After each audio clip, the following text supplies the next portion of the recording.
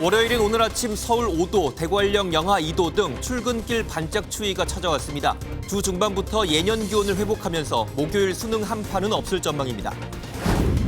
검찰의 대장동 사건 항소포기에 따른 파장이 이어지는 가운데 정성호 법무부 장관이 오늘 입장을 밝힙니다. 여당은 정치검사에 대한 특검을 주장하고 야당은 외압 실체를 밝혀야 한다고 촉구했습니다. 영동고속도로 여주휴게소 주차장에서 60대 여성 보행자가 60대 여성이 몰던 SUV에 치여 숨졌습니다. 경찰은 블랙박스와 목격자 진술을 통해 사고 원인을 조사하고 있습니다. 서울 아파트의 시가총액이 사상 처음으로 1,800조 원을 넘어섰습니다. 11호 대책 직전인 지난 9월 30대 서울 아파트 매수 비중은 37%로 4년 만에 최고치를 기록했습니다.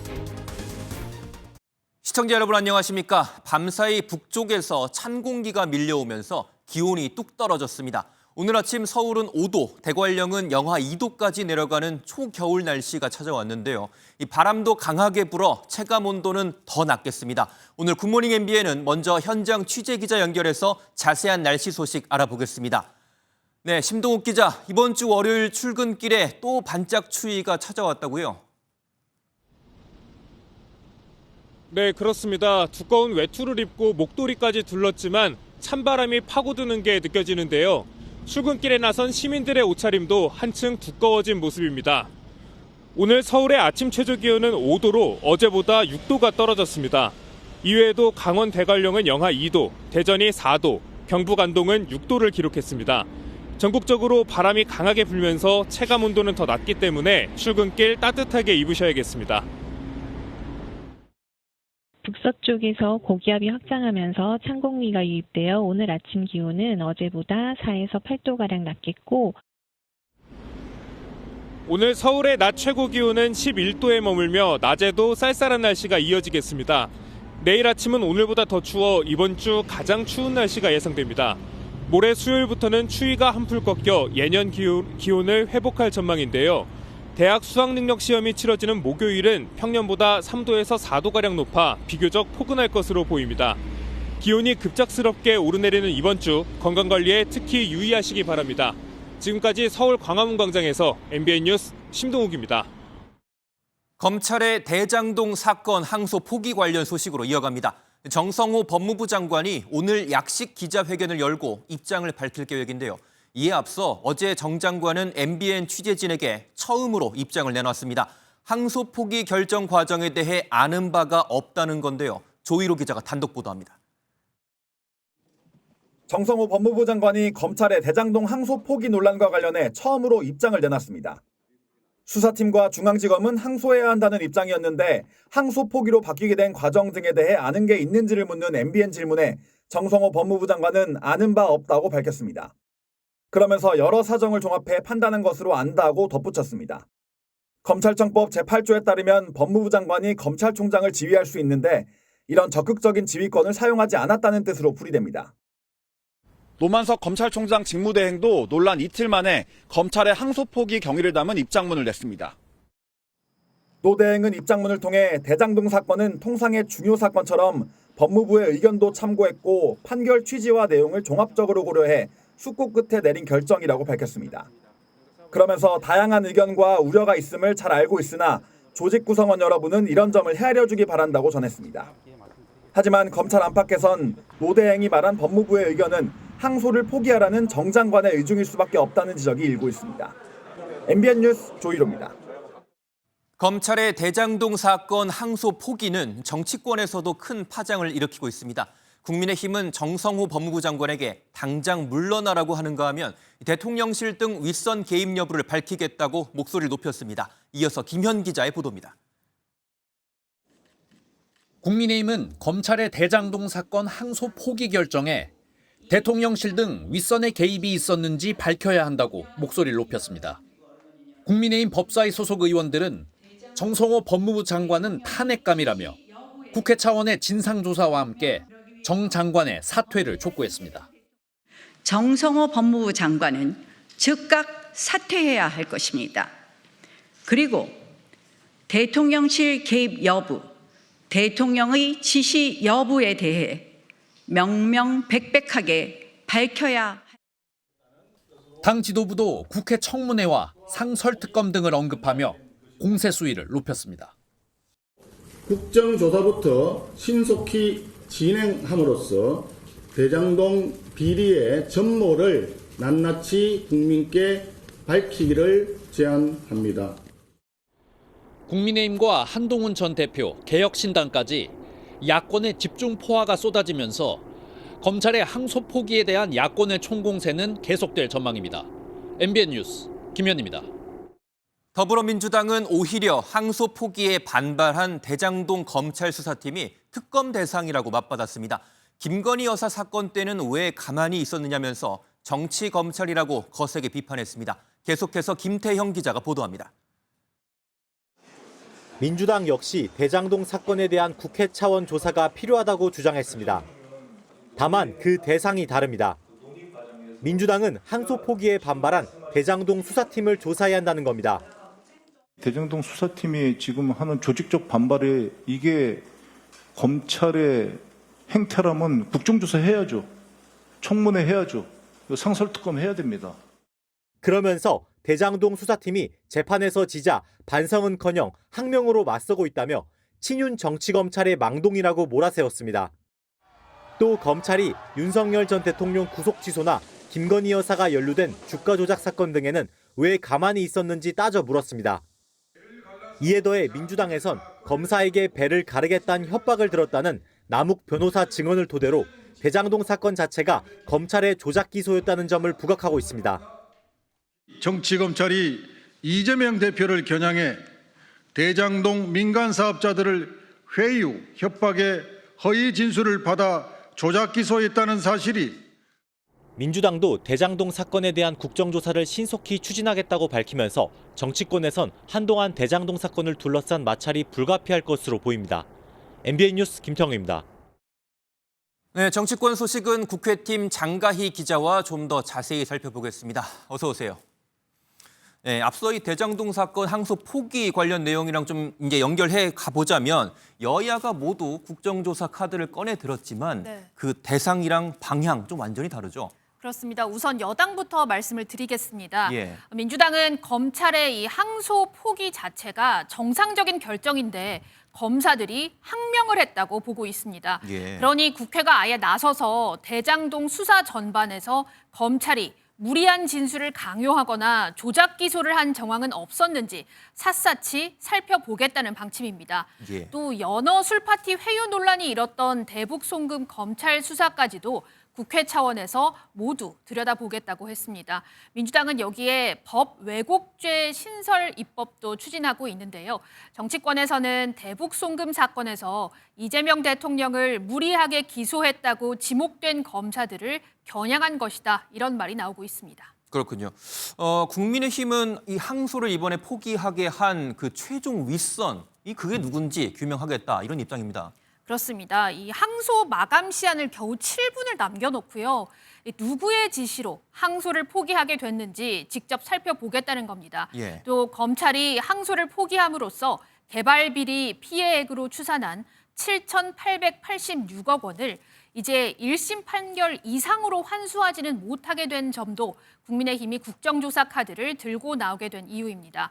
오늘 오후 국민의힘은 의원총회를 열고 국정조사나 긴급 현안 질의 등 대응 방안을 모색할 예정입니다. 예, 그렇군요.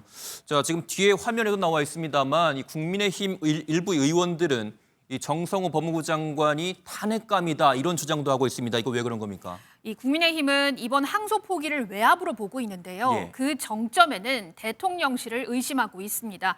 앞서 정진우 중앙지검장이 대검 지시가 중앙지검 의견과는 달랐다는 점을 명확히 한다라면서 사의를 표명했는데요. 예. 그러면 그 윗선인 법무부의 지휘가 있지 않았겠냐는 겁니다. 노만석 검찰총장 직무대행도 법무부의 의견을 참고했다라고 밝혔으니 사실상 지휘가 아니냐는 해석이 나오는 겁니다. 하지만 법무부는 정성호 장관이 수사 지휘권을 발동하지 않았다는 입장인데요. 조금 뒤 10시 30분이면 정성호 장관이 입장을 낼 것으로 보입니다. 네, 이렇게 여야가 극렬하게 좀 대치를 하고 있는 상황인데 이런 상황에서 국정조사 당장 좀 시작할 수 있는 겁니까? 우선 이 국민의힘이 먼저 제안을 했잖아요. 예. 민주당은 기꺼이 받겠다고 언급했습니다. 민주당이 들어온 검찰들이 좀 만만해 보이는 것 같아요. 이거 뭐 입법 정국이다, 연말이다 이래서 안 하는 거는 그거는 맞지 않는 것 같습니다. 하지만 당장은 좀 쉽지 않아 보이는데요. 민주당과 국민의힘이 하고자 하는 이 국정조사 대상이 다르잖아요. 예. 민주당은 검찰의 조작 기소, 항명, 그리고 국민의힘에서는 이 항소포기 윗선 개입을 규명하겠다는 거니까요. 결국 무엇을 조사할 건지부터 팽팽히 맞서는 겁니다. 그렇군요. 또 국정조사를 협의하기 위해서는 양당 지도부가 또 만나서 협의를 해야 하는데 누구를 부를 것인지, 조사 시기는 어떻게 할지 추가로 정해야 하는 상황입니다. 또 지금은 예산 정국이기도 한 상황입니다. 예, 방금 예산 얘기 나왔으니까 말인데 오늘부터 이 국회에서 이 부처별로 예산 심사가 좀 이루어지죠? 그렇습니다. 오늘부터 이 국회 예산결산특별위원회가요. 내년도 예산안에 대해서 부처별로 심사를 시작합니다. 예. 오늘 오전 10시에는 경제부처에 대한 심사가 있을 예정이고요. 구윤철 기획재정부 장관, 김정관 산업통상부 장관 등이 참석합니다. 경제부처 심사는 내일까지 이틀간 이어지고 오는 12일과 13일에는 비경제부처 예산심사가 진행됩니다. 네, 잘 들었습니다. 지금까지 장가희 기자와 함께했습니다. 울산 화력발전소에서 보일러 타워 붕괴 사고가 발생한 지 오늘로 나흘째입니다. 내부 수색은 일시 중단됐고 좌우 타워 발파를 앞두고 취약화 작업이 진행 중인데요. 어제 오전 매몰자 1명의 시신이 추가로 수습된 이후 아직 4명은 여전히 잔해 속에 매몰돼 있습니다. 정설민 기자가 보도합니다. 울산 화력발전소 붕괴 사고 현장에 크레인과 골삭기가 투입됐습니다. 무너진 보일러 타워 5호기 양옆에 4호기와 6호기 발파를 앞두고 취약화 작업이 다시 시작됐습니다. 취약화 작업을 하면 타워가 무너질 위험이 더 커져 구조 인력과 장비도 모두 철수했습니다. 대신 소형 드론 4대와 드론 운용차 1대를 투입해 수색 작업을 이어갈 예정입니다. 4호기와 6호기마저 추가 붕괴하면 2차 사고 위험이 큰 만큼 수색을 서두르기보다는 위험 요소를 제거하는 게 우선이라는 판단입니다. 그 어떠한 방법도 위험 없이 성공할 수는 없다는 것도 사실이기 때문에 그 위험을 최소화시키면서 사고가 발생하고 89시간이 지난 현재 3명이 숨진 것으로 집계됐고 4명은 잔해 속에 매몰돼 있습니다. 이 가운데 2명은 숨진 것으로 추정되고 나머지 2명은 소재가 파악되지 않고 있습니다. 취약화 작업을 시작하기 전인 어제 오전에는 40대 작업자 김모 씨의 시신이 수습됐습니다. 남은 매몰자 4명에 대한 수색과 구조 작업은 4호기와 6호기 해체 이후 재개될 방침입니다. MBN 뉴스 정세민입니다. 울산 화력발전소 붕괴 사고로 매몰된 작업자 가운데 유일하게 의식이 있던 상태로 발견됐던 40대 김모 씨가 끝내 주검으로 돌아왔습니다. 구조대원들과 대화를 나눈 만큼 의식이 있었지만 13시간 넘는 사투 끝에 끝내 생명을 붙잡지 못했습니다. 기적처럼 아들이 살아 돌아오길 기다렸던 아버지는 지금도 믿기지가 않습니다. 박상호 기자입니다. 금방이라도 무너질 듯한 철제 구조물 안으로 소방대원들이 들것을 들고 들어갑니다. 잠시 후 검은색 천으로 덮은 시신을 들것에 싣고 나옵니다. 지난 6일 오후 구조대에 발견됐지만 구조물에 팔이 끼어 구조가 늦어지면서 다음날 새벽 숨을 거둔 40대 김모 씨입니다. 김 씨에게 진통제 주사를 놓고 모포까지 덮어주며 13시간 넘게 안간힘을 썼던 구조대원들은 거수 경례로 마지막 예우를 갖춥니다. 구조 대상은 앞에 김 씨는 발견 당시만 해도 대화를 나눌 정도로 의식이 있었던 상태입니다. 하지만 신락 같은 희망에도 주검으로 돌아오고 말았습니다. 매몰 상태에서 사망 판정을 받고도 54시간이 더 지나서야 겨우 수습됐습니다. 김 씨는 사고 당일 새벽 4시 15분 혼자 아침밥을 먹고 첫 차로 출근했습니다. 아들이 기적처럼 살아 돌아오길 기다렸던 아버지는 가슴이 미어집니다. 구조되도록만 많이 가슴 아프게 많이 기다렸습니다. 그러나 사망자들의 빈소가 늘어갈수록 유족들의 슬픔과 울분도 커지고 있습니다. MBN 뉴스 박상호입니다. 이번 붕괴 사고의 원인을 규명할 중요한 단서가 될 수 있는 안전관리 계획서 문건을 저희 취재진이 입수했습니다. 확인해보니 당초 계획된 전도 방향, 그러니까 타워가 넘어져야 할 방향이 있었는데 이와 달리 수직으로 무너진 사실이 드러났습니다. 하중 계산에 오류가 있었을 가능성이 제기됩니다. 안유정 기자가 보도합니다. 원청업체 HJ중공업이 작성한 보일러타워 안전관리 계획서입니다. 타워 3동을 굴뚝 반대 방향으로 넘어뜨리는 전도공법을 적용하기로 했습니다. 3초에서 5초 간격을 두고 4, 5, 6호기 순서로 발파한다는 계획입니다. 발파 전 기둥 4개 중 2개 면을 전도 방향으로 비스듬히 일부 잘라놓는 사전 취약화 계획도 포함되어 있습니다. 그런데 붕괴 당시 CCTV 영상에는 계획된 방향과 달리 타워기가 거의 수직으로 무너지는 모습이 담겼습니다. 전문가들은 취약화 계획 당시 기둥이 버틸 수 있는 하중 계산 오류 가능성을 제기합니다. 철골 구조라서 실제 발파를 하게 되면 잘 넘어지지가 않거든요. 아마 실제 그 계산했던 것보다도 더 많은 취약화가 돼서 이번 붕괴가 되지 않았나는 게. 이 문건을 하청업체가 현장에서 미흡하게 이행한 건 아닌지도 꼼꼼히 따져봐야 한다고 조언합니다. 하도급여하는 과정에서의 안전에 대한 관리의 사각이나 혹은 또 관리에 대한 미흡이 있었는지 이런 것들을 들여다보는 게. 전담 수사팀을 꾸린 경찰은 이 문건을 만든 HJ중공업 관계자와 해체 업무를 진행한 하청업체 관계자들을 불러 조사할 방침입니다. MBN 뉴스 안유정입니다. 어제 저녁 경기 여주 휴게소에서 안타까운 사망 사고가 발생했습니다. 휴게소 건물에서 나오던 60대 여성이 주행 중이던 SUV 차량에 치여 숨진 건데요. 경찰은 차량 블랙박스와 목격자 진술 등 토대로 정확한 사고 원인을 조사하고 있습니다. 최희지 기자가 현장 취재했습니다. 경기 여주시 영동고속도로 인천 방향에 위치한 여주 휴게소 주차장입니다. 주차할 자리를 찾거나 용무를 마친 차량들이 주차장에서 계속 움직이고 보행자들은 이를 아슬아슬하게 지나다닙니다. 어제 저녁 7시 10분쯤 휴게소 건물을 빠져나오던 60대 여성 A씨가 차량에 치여 사망하는 사고가 발생했습니다.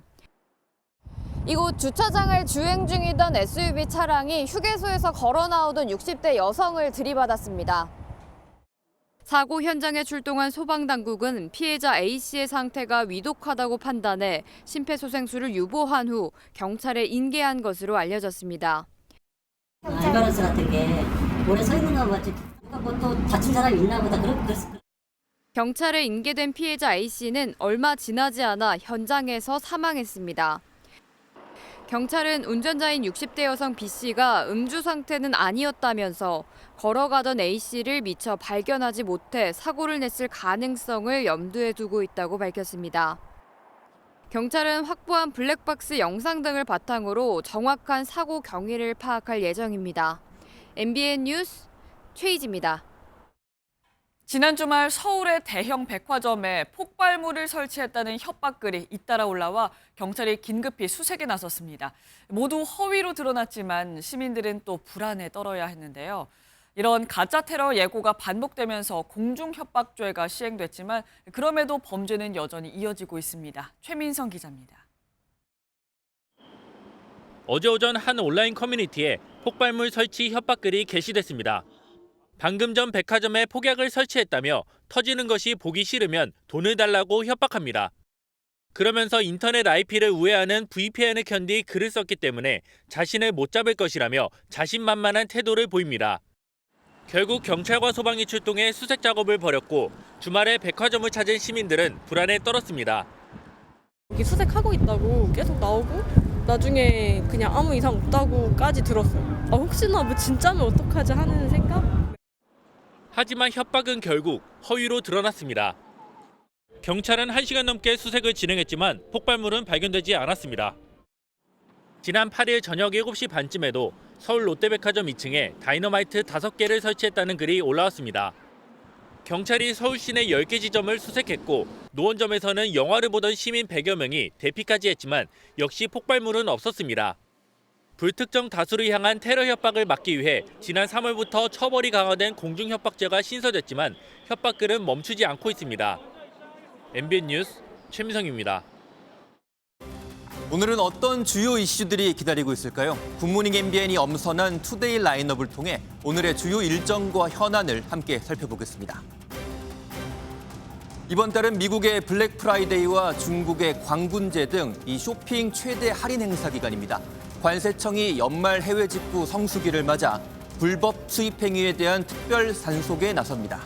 관세청은 오늘부터 8주 동안 판매용 물품 밀수와 개인 통관 고유 부호 도용 등 해외 직구 제도를 악용한 수입을 집중 점검한다고 밝혔습니다. 조국 전 조국혁신당 비상대책위원장이 오늘 국회 소통관에서 당대표 출마 기자회견을 엽니다. 조 전 위원장은 앞서 멈추지마 직진 조국이란 제목의 출마 영상을 공개했습니다.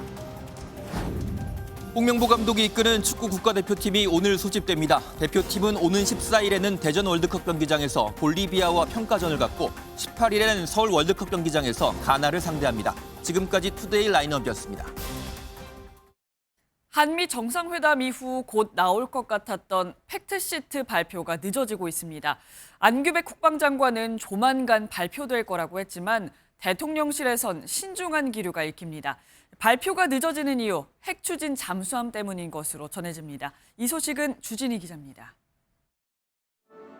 한미 정상회담이 끝난 지 열흘이 넘었지만 회담 결과를 담은 공동 설명 자료인 팩트시트가 나오지 않고 있습니다. 당초 지난주에는 나올 예정이었지만 핵 추진 잠수함을 두고 미국 부천의 조율로 발표가 늦어지고 있는 겁니다. 조율된 시간이 좀 필요한 것 같습니다. 아마 금명간 나올 걸로 생각하고 있습니다. 특히 핵 추진 잠수함 건조 장소를 두고 입장차가 있는 것으로 보입니다. 허워드 러트닉 상무부 장관이 미국 필리조선소 건조 여론을 주도하고 있고 한국은 국내 건조로 논의됐다는 입장인 겁니다. 필리조선소는 그런 시설이 설비가 미비하고 우리 국내 기술 또 설비 이런 것들이 이미 다 갖춰져 있기 때문에 안규백 장관은 미국에게 연료를 공급받는다면 한국 기술력으로 10년 이내에 핵 추진 잠수함 건조가 가능하다고도 덧붙였습니다. 그러면서 핵 추진 잠수함으로 김정은 위원장은 잠을 못 잘 것이라며 은밀함과 잠항 능력으로 간담이 서늘할 것이라고 밝혔습니다. MBN 뉴스 주유진입니다. 재구속된 지 100여일이 지난 윤석열 전 대통령이 수감 기간 동안 6억 5천만 원이 넘는 영치금을 받은 것으로 확인돼 논란입니다. 김건희 여사와 조국 전 조국혁신당 대표 부부도 거액의 영치금을 받은 사실이 알려지면서 법무부가 영치금의 상한선을 두는 방안을 검토하고 있습니다. 이혁근 기자의 보도입니다. 지난 7월 보수 유튜버 전한길 씨는 윤석열 전 대통령의 영치금 계좌를 공개했습니다. 저도 아까 10만 원 이렇게 입금하려고 하니까 하루에 그 한도가 있다고 하는 것 같아요. 이후 서울구치소에 수감 중인 윤 전 대통령은 109일 동안 6억 5천만 원이 넘는 영치금을 받았습니다. 2억 6천만 원 수준인 대통령 연봉의 2.5배에 달합니다. 서울 남부구치소에 수감 중인 김건희 여사 역시 2달 동안 2,200만 원이 넘는 영치금을 받은 것으로 확인됐습니다. 지난 1월엔 조국 전 조국혁신당 대표가 영치금으로 커피 트럭을 운영했습니다. 조 전 대표의 부인인 정경심 전 교수 역시 수감 중이던 2년간 영치금 2억 4천만 원을 받은 바 있습니다. 현행법상 영치금은 계좌 잔액만 400만 원 아래로 유지하면 사실상 한도 없이 입출금이 가능합니다. 과세 방법이 마땅치 않아 정치 자금을 모으는 손쉬운 방법으로 변질될 수 있다는 우려마저 나옵니다.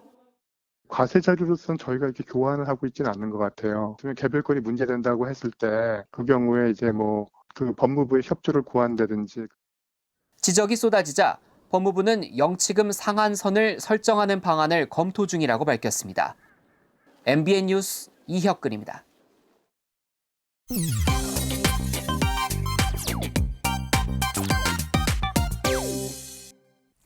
가수 정동원 씨가 미성년자 시절 저지른 무면허 운전 혐의에 대해 검찰로부터 기소유예 처분을 받았습니다. 기소유예는 피의 사실은 인정되지만 범행 경위 등을 고려해 재판에 넘기지 않는 결정인데요. 성인이 되기도 전에 2번이나 도로교통법을 어긴 정동원 씨. 지난 2023년에도 자동차 전용 도로에서 오토바이를 타다가 적발됐는데요. 당시에도 기소유예 처분을 받았습니다. 누리꾼들은 이제부터라도 제발 조심해라. 어릴 때부터 봤는데 안타깝다. 그 누구에게도 면죄부가 주어지진 않는다 등 강하게 비판하고 있습니다. 이번엔 법정에 서는 일은 면했지만 앞으로는 각별한 주의가 필요하겠습니다. 경북 김천의 김밥 축제에 이어 경북 구미의 라면 축제가 역대급 흥행에 성공했습니다. 사흘간 무려 35만 명이 찾은 건데요. 갓 튀긴 라면이 든 비닐 가방을 메고 돌아다니는 관광객들의 모습 역시 온라인상에서 화제가 되기도 했고요. 축제와 관계없는 인근 전통시장 가게들까지 긴 줄이 이어졌습니다. 그런데 뒤늦게 구미시청이 제작한 축제 홍보 영상이 논란이 일기도 했습니다.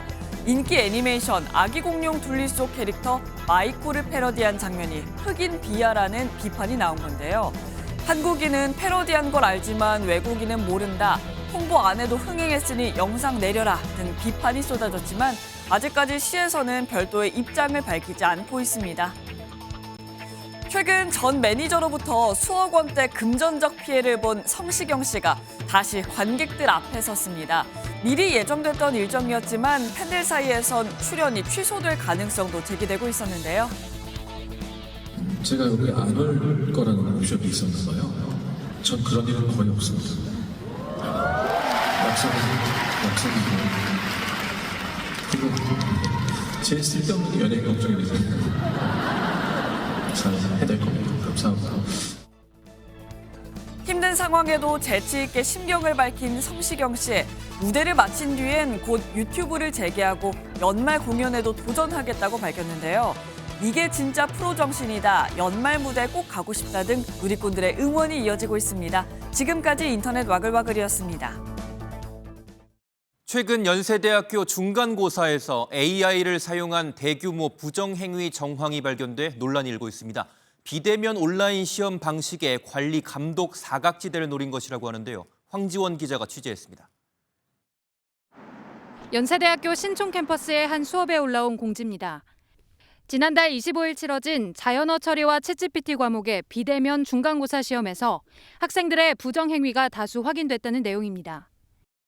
600명이 수강하는 이 과목은 수업과 시험 모두 비대면 온라인으로 진행됩니다. 집이나 독서실 등 각자 편한 장소에서 시험에 응시하는 만큼 부정행위를 막기 위한 나름의 조치도 있었지만 역부족이었습니다. 시험을 볼 때 이제 실시간으로 그런 감독을 할 수 있는 환경이 아니라 그냥 알아서 영상을 찍어서 올려라라는 방식으로 진행했습니다. 시험 시간 1시간 동안 컴퓨터와 응시자 그리고 참고할 만한 자료가 없는 주변 환경을 모두 영상으로 찍어 제출해야 했지만 부정행위를 막을 수 없었습니다. 일부 학생들은 카메라 촬영 각도를 조정해 감독 사각지대를 만들거나 컴퓨터 화면에 여러 프로그램을 동시에 띄워 자료를 참고하는 등의 방식으로 부정행위를 저지른 걸로 전해졌습니다. 인공지능 AI를 이용해 대놓고 정답을 검색한 학생도 있었던 걸로 밝혀졌습니다. 하나하나 다 보기는 현실적으로 어려울 것이다. 조금의 부정행위는 좀 해도 그렇게까지 크게 자기는 안 걸릴 것이다. 라는 좀 생각도 좀. 해당 과목의 담당 교수는 적발된 학생들의 성적을 모두 0점 처리하겠다며 자수하지 않으면 학칙에 따라 유기정학을 추진하겠다고 경고했습니다. 학교 측은 현재까지 40명이 부정행위를 자수했고 10명 정도는 특이점이 있지만 자수하지 않은 상황이라며 징계를 논의 중이라고 밝혔습니다. MBN 뉴스 황지원입니다. 서울에서 이른바 갭 투자를 전면으로 금지한 10.15 대책 이전인 지난 9월 30대가 서울 아파트를 가장 많이 매수한 것으로 나타났습니다. 규제 전 이른바 영끌 매수가 몰린 것으로 보이는데 가파르게 치솟은 서울 아파트의 시가총액은 처음으로 1,800조 원을 넘어섰습니다. 보도에 이승민 기자입니다. 서울 강서구의 700세대 규모 아파트 단지입니다. 지난 9월 12건이 거래됐는데 매수자는 대부분 30대 신혼부부였습니다. 9호선 이런 게 있으니까 접근이 좋으니까 할머니들이 이쪽에다가 이제 신혼집을 이제 보금자리를 구하는데 딱 좋은 거죠. 서울 전체 통계를 보면 지난 9월 아파트 매매 거래량의 36.7%의 매수자는 30대로 4년 만에 가장 많은 비중을 차지했습니다. 강서구뿐만 아니라 관악구, 은평구 등 10.15 대책 전까지 갭 투자가 가능했던 지역들에서 30대 매수 비중이 컸던 것으로 나타났습니다. 9억 원 미만의 소형 아파트 거래가 두드러졌습니다. 대출 규제의 영향을 덜 받는 무주택 또는 생애 최초 주택 구입 수요층의 영끌 매수가 이어졌다는 분석입니다. 가격 상승 추세 속에 서울 아파트 시가총액은 사상 처음으로 1,800조 원을 넘어섰습니다. 코스피 시가총액의 절반이 넘는 규모로 올해 정부 예산의 2.6배에 달합니다. 서울 아파트 시가총액은 올해만 11% 상승했습니다. 공사비 증가에 따른 인플레이션 이런 부분들도 반영이 되다 보니까 기존 주택에도 가격, 물가 상승분이 반영되면서 시가총액이 계속 늘어나는 부분들이. 다만 지난달 정부의 고강도 대책으로 서울 전역에서 갭 투자가 어려운 만큼 시가총액 상승세에 제동이 걸릴 수 있다는 분석도 나옵니다. MBN 뉴스 이승민입니다.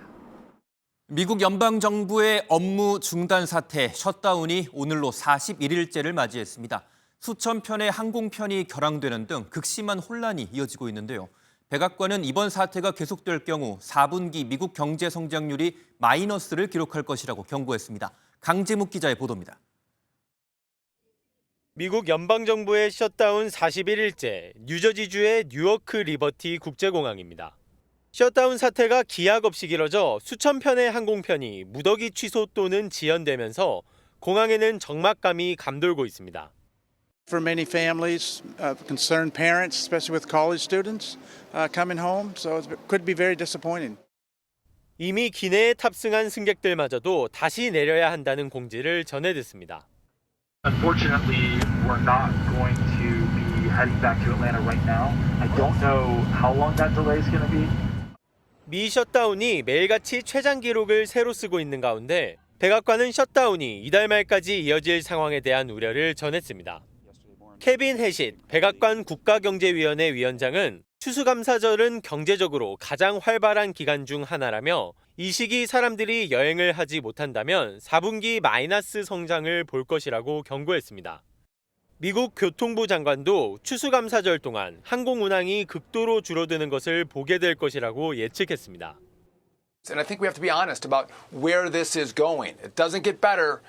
It gets worse until these air traffic controllers are going to be paid. 하지만 미국 상원에서는 오바마 케어 보조금 등을 이유로 공화당과 민주당이 여전히 이견을 보이고 있는 만큼 해결의 실마리는 아직 보이지 않는 상태입니다. MBN 뉴스 강재묵입니다. 미국의 한 맥도널드 매장에서 환불 처리에 불만을 품은 고객이 직원에게 뜨거운 커피를 던졌다가 폭행 혐의로 경찰에게 붙잡혔습니다. SNS에 제보 영상을 올린 지 2분 만에 가해 여성을 찾아냈습니다. 안보람 기자가 보도합니다. 미국 미시간주의 한 맥도널드 매장. 한 여성이 직원을 몰아붙입니다. Young lady, Miss Cashier, you a liar. Now you lying.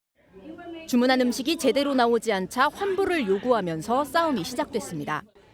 1시간가량 음식이 나오길 기다렸지만 커피만 나왔고 바로 환불 처리되지 않는다는 말에 더욱 화가 났습니다.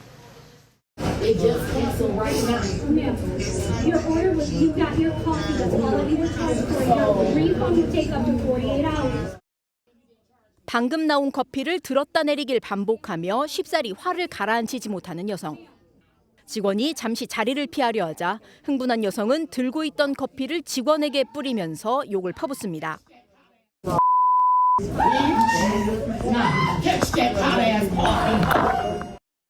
가해 여성은 그대로 사라졌지만 인근에 사는 48살 주민이라는 게 파악되기까진 그리 오래 걸리지 않았습니다. 경찰이 해당 영상을 SNS에 올리며 가해자 찾기에 나서자 순식간에 100건이 넘는 제보가 쏟아졌고 불과 2분 만에 확인된 겁니다. 피해 직원은 목과 팔에 가벼운 화상을 입은 것으로 알려졌지만 경찰은 해당 여성에 대해 중범죄 폭행 혐의를 적용했습니다. MBN 뉴스 안보람입니다. 취임 첫 일성으로 워라밸을 벌이겠다고 선언한 다카이치 일본 총리가 최근 새벽 3시에 출근해서 논란이 됐죠. 논란을 의식한 듯 이번엔 주말에 외출하지 않고 스스로 머리를 깎다가 실패했다면서 SNS에 글을 올렸습니다. 이건 또 무슨 뜻일까요? 정태용 기자가 보도합니다. 私自身もワークライフバランスという言葉を捨てます。働いて、働いて、働いて、働いて、働いて参ります。 마차 끄는 말처럼 일하겠다던 다카이치 사나이 일본 총리가 이번엔 SNS에 글을 올렸습니다. 숙소를 나서면 운전사와 경찰에게 폐를 끼치기 때문에 집에서 스스로 머리를 깎다 실패해 남편의 웃음거리가 됐다는 겁니다. 최근 불거진 새벽 3시 출근 논란을 의식한 것으로 보입니다. 총리 취임 이후 첫 출석하는 중의원 예산위원회를 대비한다며 무려 새벽 3시에 출근하는 모습이 일본 언론에 포착된 겁니다. 야당이 거세게 비판했고 다카이치 총리는 사과했습니다. 国会の警備とか衛視の方々、聞くところによると約100人ぐらいの規模の皆さんが、待機していると、出張している。そう考えると、じゃあ何時頃家出たのかなと、1時とか1時半。答弁書も全くできてないという状況でございましたので、ご迷惑をかけたと思っております。 일본 언론에 따르면 가장 출근이 빨랐던 역대 총리는 이시바 전 총리의 오전 5시 54분으로 다카이치 총리의 새벽 3시 출근은 전례가 없는 것으로 전해집니다. MBN 뉴스 정태웅입니다.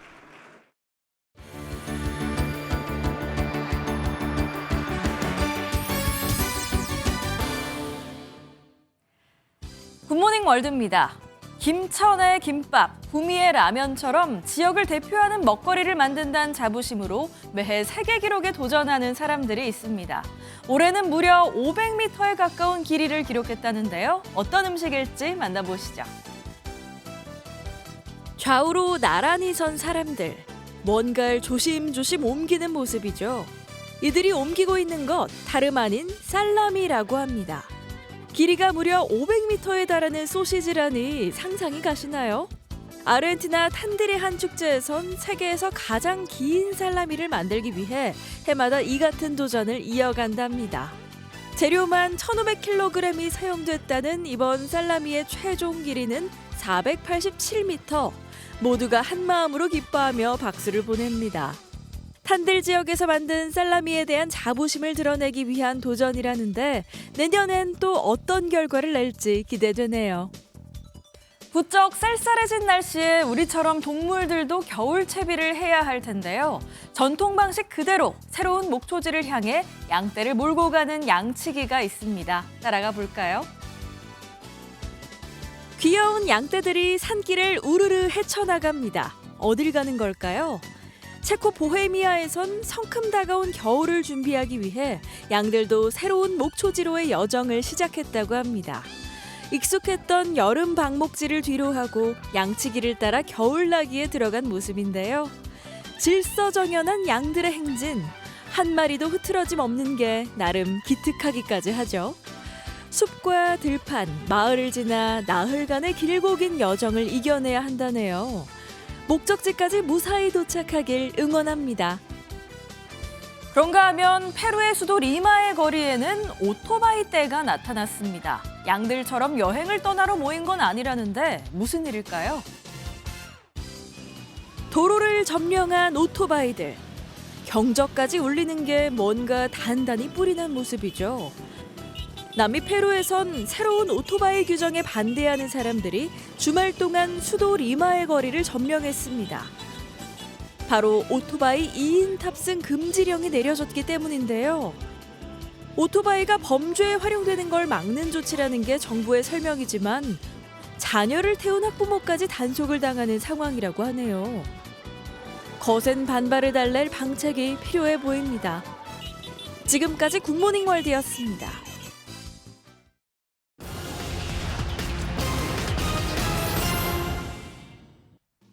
지난주 외국인 자금이 국내 코스피 시장에서 급격히 빠져나갔습니다. 한국거래소에 따르면 지난주 외국인의 코스피 시장 순매도액은 7조 2,640억 원으로 역대 최대를 기록했습니다. 외국인이 가장 많이 판 종목은 SK하이닉스로 3조 7,150억 원어치였습니다. 전국 치킨집 숫자가 3년 사이 계속 줄고 있습니다. 전국 치킨 전문점 수는 지난 2023년 기준 39,789개로 직전해 41,436개보다 4% 줄었습니다. 지난 2020년 42,743개와 비교하면 3,000개 가까이 줄어든 셈입니다. 한국개발연구원 KDI가 최근 소비 부문을 중심으로 한국 경기가 다소 개선되고 있다고 밝혔습니다. KDI는 지난 5월 경기 둔화를 언급한 이래 6개월 만에 경기 개선이란 표현을 사용했습니다. 하지만 건설업 부진은 지속되고 있다고 진단했습니다. 지금까지 오늘의 굿모닝 경제였습니다. 전장에서 드론이 맹활약하자 우크라이나군은 땅과 바다에서도 쓸 수 있는 무인 로봇 개발이 한창입니다.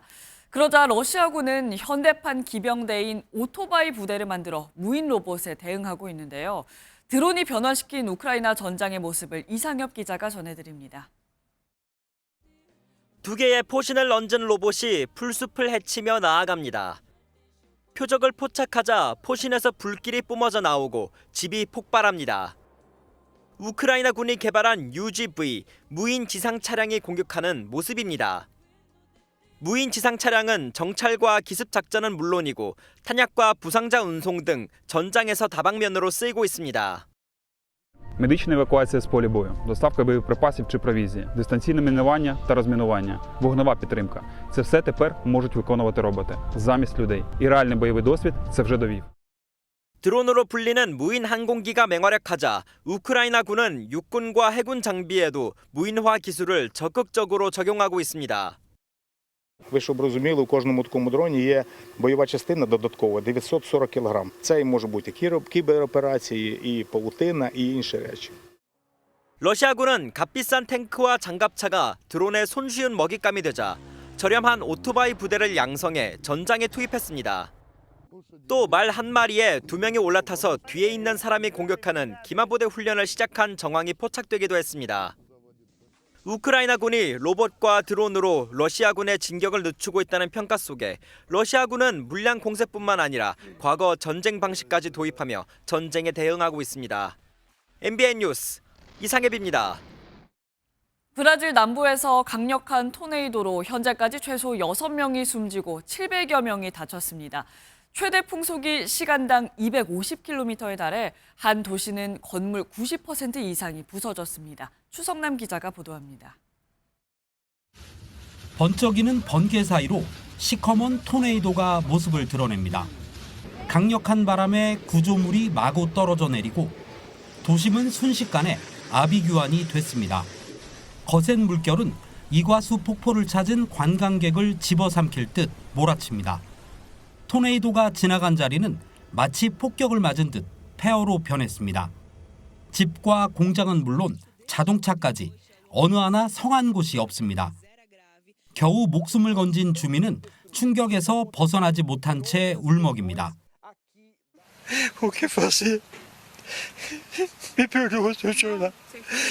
Mecânica que eu, meu filho que trabalha comigo. A gente pedir a Deus que dê força e coragem para nós que esse povão reze não só por mim.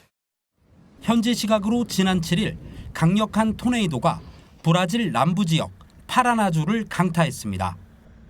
현재까지 최소 6명이 숨지고 700명 이상이 다친 것으로 전해졌습니다. 특히 인구 14,000여 명의 히우보니투두 이과수에서는 순간 풍속이 180에서 250km에 달해 도심 건물 90% 이상이 부서졌습니다. Os bombeiros, né, de procurar vítimas, se tem ou não tem alguma pessoa que está soterrada, e graças a Deus os bombeiros já têm feito a sua parte. 브라질 파라나주 정부는 해당 지역을 재난 지역으로 선포하고 이재민 지원을 위한 비상 절차에 들어갔습니다. MBN 뉴스 추성남입니다. 날이 다시 추워졌습니다. 북쪽에서 찬 공기가 남하하면서 밤새 기온이 큰 폭으로 떨어졌습니다. 현재 서울 아침 기온이 5.5도로 어제 같은 시각보다 5도가량 낮은데요. 내일은 더 춥겠습니다. 서울 아침 기온이 3도까지 떨어지면서 오늘보다도 2에서 3도가량 낮겠습니다.